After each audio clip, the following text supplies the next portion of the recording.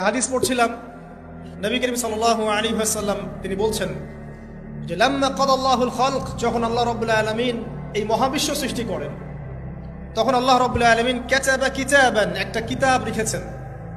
একটা কিতাব আছে আল্লাহর কাছে, কাতাবা কিতাবান ফাহুয়া ইনদাহু ফাওকাল আরশ, যে কিতাবটা আল্লাহর নিজের কাছে আছে আরশের উপরে। সেখানে আল্লাহ পাক লিখে রেখেছেন, কি লিখেছেন? ইন্না রাহমাতি সাবাকাত গদাবি, প্রতিটা ক্ষেত্রেই আমার রহমত, আমার দয়া, আমার করুণা আমার গজবকে পরাজিত করেছে। মানে আল্লাহ রাব্বুল আলামিনের গজব এর উপরে আল্লাহ পাকের রহমত অবস্থান করছে। জীবনের কোনো ক্ষেত্রে হতাশ হওয়ার কোনো সুযোগ নাই। আজকে পারিবারিক ভাঙন বলেন, ব্যক্তি পর্যায়ের আত্মিক ধ্বংসই বলেন, সমাজের বিপর্যয় বলেন, যাই বলেন, পিছনে একটা বড় কারণ আছে। সেটা হলো আল্লাহ থেকে দূরে থাকা মানুষ, আল্লাহ থেকে হতাশ হয়ে যাওয়া। আর এই কাজটা শয়তান করিয়েছে মানুষকে আল্লাহ থেকে দূরে সরানোর জন্য। কিন্তু আল্লাহ রাব্বুল আলামিনের কাছে কেউ যদি যেতে চায়